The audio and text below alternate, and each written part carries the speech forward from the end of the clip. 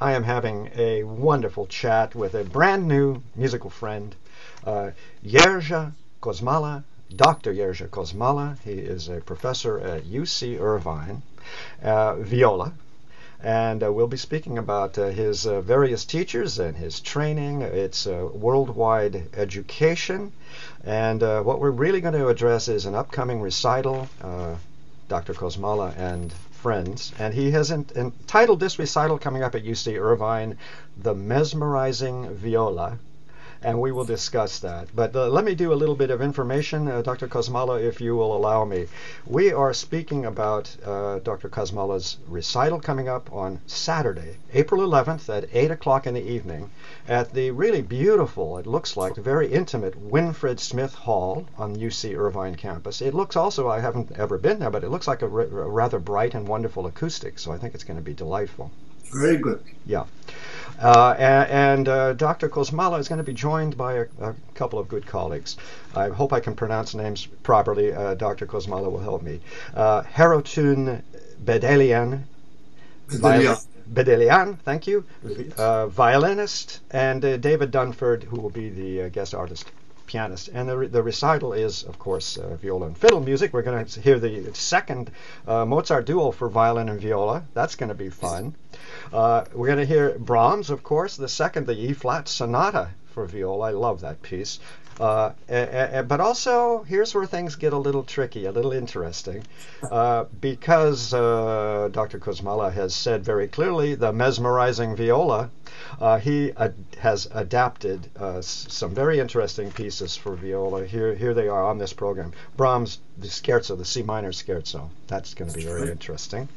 We're going to hear the very well known, the vocalise, Rachmaninoff vocalise, in an arrangement for viola, but also very interesting, and I hope we'll have a few minutes to spend on the Rachmaninoff cello sonata arranged for viola.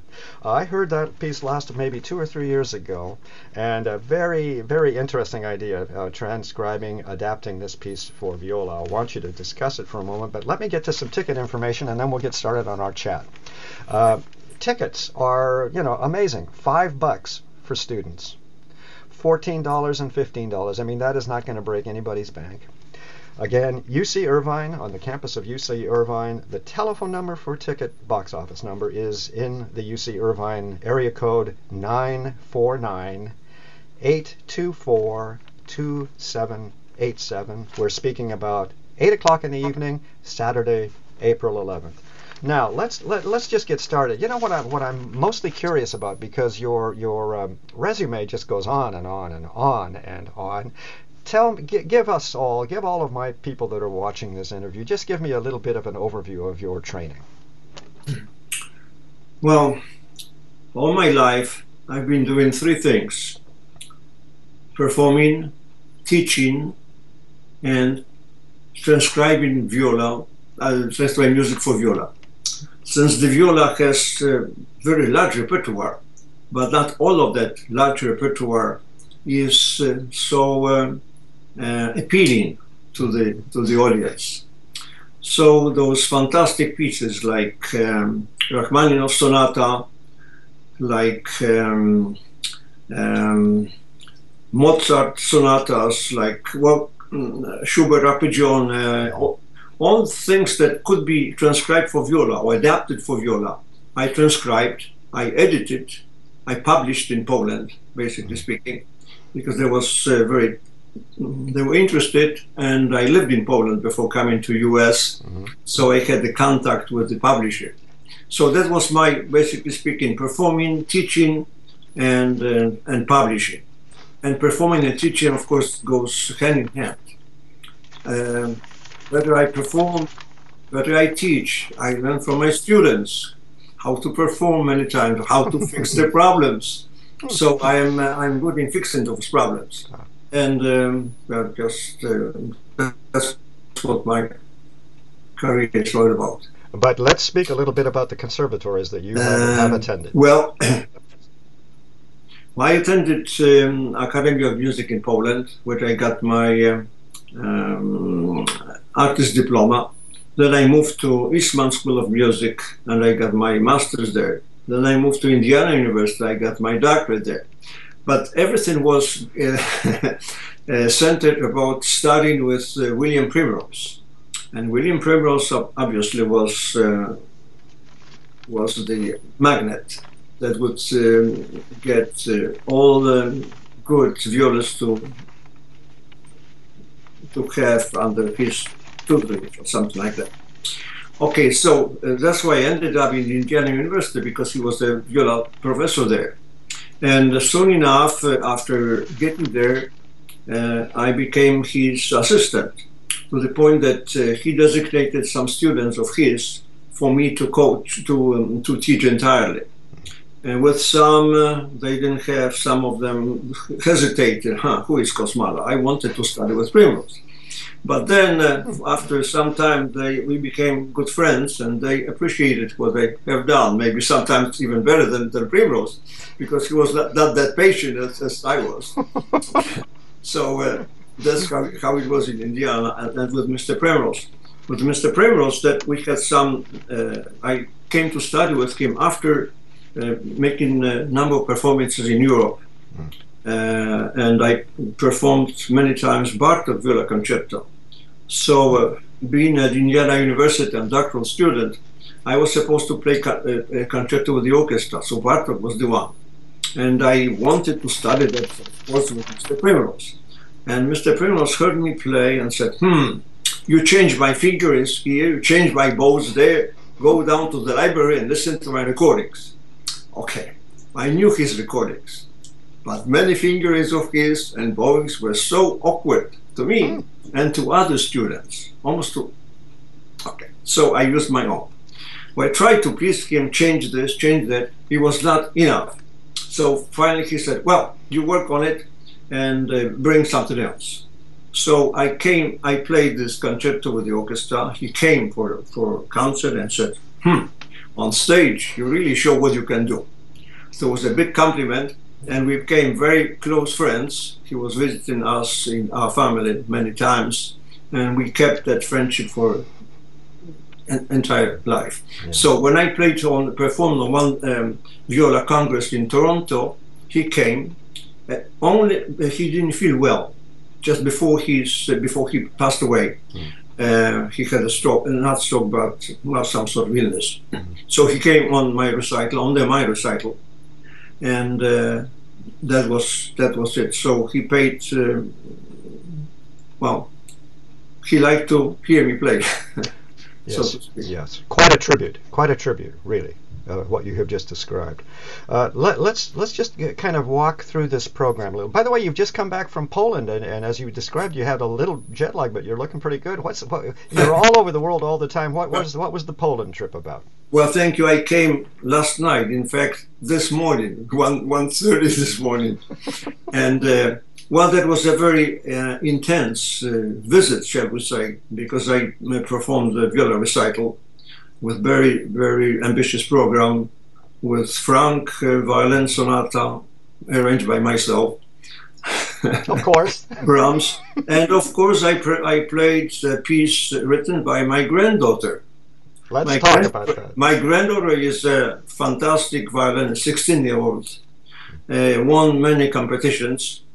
And he wrote a piece for me that I premiered few months ago in Portugal on International Viola Congress. So I premiered that piece over there, and obviously it was so well received, and I loved the piece. So I proposed to do it in Poland, and they loved this program as well. Wonderful. So I'm very happy. By the way, how extended are the musicians in your family? How far back does it go? Are you the first real professional musician in your family? Give me that story, and then we'll lead it right up to your granddaughter. I am the first one. I don't know where I got genes from. Maybe my ancestors someplace down the line. But I didn't want to be a musician. But I played the instrument from a young age. But somehow the destiny put me into that field. I couldn't refuse. I tried to be a lawyer, I tried to be this, tried to be that, but still the music was winning. So I won to be a musician. And I started viola by accident. That was another something interesting, because I got married very early when I was 19. and there was opening in the local symphony for viola. One opening only. So I had 3 days to pick up the viola, learn the clef, play the audition, and got the job. So I was playing in the orchestra viola and studying at academy violin. So the teacher said, why don't you just do one or another? And viola was the one, because that was breadwinning instrument, so I became a violist. And then, of course, after coming to Primrose, then I really fell in love with it. Yeah, and this is quite a story. Lots of fiddle players take up viola as a sort of afterthought, and then some few say, "Oh, this is good." As you said, it's earning bread. I've got a position here. This was in Krakow, yeah. Yes, in Krakow, and it's Primrose used to say, if somebody switched from violin to viola, he would say he wised up. That's good. That's really good. Because he was himself a violinist before he became a violist. Oh, really? Yes. See, so the dirty secret is you are all fiddle players before you become violists. Is that possible? I'm a musician. Shall we say that? Yes. So that I oppose very much so if somebody says viola power, and you hear viola power and scratching the instrument as much as possible. This viola power, this viola way of playing. Yeah. No, it's either good way, violin, viola, cello, or viola power. Yeah. Also, the real bottom line, as you know and I know, it's being musical, musicality, playing beautifully, playing the instrument beautifully. That's all there is to it. He said. Viola is a heart. I mean, you just. Well, many times I had reviews that you play from your heart, or somebody came and said you made me cry. Well, I didn't know if I played so badly that he had to cry. I moved him. I take the second one as a possibility. By the way, the key to survival is a good sense of humor, and you clearly have such. Also, yeah. Let's just kind of walk through the program because it's very, very, very interesting. Let's start with the real Brahms, the number 2, the E flat sonata for viola. It's such a gorgeous work. How many times have you played this sonata in your life, do you think? I cannot count. I have more more times than my fingers, obviously, and I teach that all my life too. Yeah. So but there was the time that I was on the jury on international viola competition in Munich, and somebody had to play this Brahms as a mandatory piece. So it was like 50 times Brahms, Brahms, Brahms. And then after the competition, I had recital in London, and I had to play Brahms myself. So before playing, I said, well, I cannot guarantee which rendition it will be, because I heard that 40 times or 50 times. So, and how does it feel? I know that, I mean, we all know that we grow and grow and grow as musicians as our lives go on. How do you feel about what we'll hear on April 11th, this performance of this particular rendition, as you say, of Brahms number 2 viola sonata? How does it feel now these days? Okay. It feels that every time I approach the piece, I know it more and more, and I always find that I'm playing that with feelings. It's not just notes. Yes. It's not only play correctly everything, but something that can impresses me. I'm involved. I get from within things rather than just moving my fingers and go. So in that case, also, I teach that, and I try to influence my students to be not sentimental, but more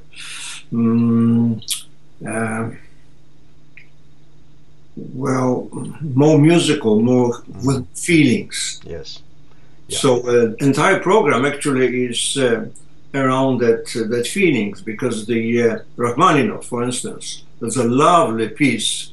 And very, very difficult on viola. I'll bet. Very difficult. Because, especially because of the balance between viola and piano. Yes, yeah. The piano is absolutely written by Rachmaninoff. It's almost like a piano concerto. So the viola has hard time to get through. But Yeah. my partner is such that he's, well, first of all, Mr. Dunford, he's an excellent pianist, and he listens very carefully. I said, well, we will work it out. That's fine. A very good collaborator, as I really But should a be. fantastic piece. And of course, melancholic and sentimental and whatever you have. By the way, that could be Brahms. I mean, your program is really late romantic. It's these That's, are well, I love romantic music. I play all of music, but romantic music, I have lots of things to say. So yeah. Yes. I And from a student's point of view, I'm speaking now as an old man conductor myself these days, but helping students to understand that it's more than the notes. It's about understanding the character of the composer, the life of the composer, the period. Everything is so important to gain an understanding of these very, very deep, very intellectual thinking human you're beings. absolutely right there. Yeah. If the students could listen, I mean, could read something about the composers, they would understand better the piece and would have more vision. They would understand in between the lines what he meant to say. Yes, yes, exactly. Now, how much trouble have you gotten into with some of these transcriptions? For example, the vocalise, the Rachmaninoff vocalise that's always played on fiddle. What? Any trouble? Anybody say, "What are you doing? How dare you?" Well, that's fantastic piece. And I can play, practically speaking, violin music on viola without that much difficulty. Having my students, like my grandchildren, playing violin, I have to learn how to play Tchaikovsky. I learn how to play Mendelssohn on viola. Yeah. I teach them. I teach them 3 times a week, my grandchildren. So if they have success, I think that I'm part of it too. So let me make sure I understood you. Not that you have to learn it on fiddle, but you learn these concerti, these fiddle concerti, the Mendelssohn and so on viola. I play on viola and show them on viola how to do it. By the way, I've been watching your hand. You have a huge hand. It's perfect for viola, isn't it? Yes, it is. I had a problem with violin because I had to squeeze fingers in high position. So I said, "Oh, no, forget it." Now, listen. You just mentioned granddaughters and teaching, or grandchildren and teaching grandchildren. How big is this dynasty of musicians that you're now responsible as the what? The Skiana, if that's the right word, of the family. Well, that's a Kosmala clan, I would say, because I play my daughter, who is a lawyer. He's a fantastic violinist. He played for Mr. Gingles when she was young. Gingles said, "I want to teach her. Bring her to me." Okay, but so she played equally fine as and being a lawyer. Then I have sons who play the violin. I have grandchildren from another son who lives in North Carolina, has 4 children, all of them play violin. So if they get together, that's almost like a Kosmala orchestra or chamber music. But I don't hear the magic word, viola. Well, nobody plays viola but father. Well, the father has to be the That's hilarious. something else. What about your daughter? I met her a little earlier this morning. Is she a musician? The daughter here at the home that you're in. Yes, well, she's a lawyer. She's. That's the one. I mean, we played concerts together.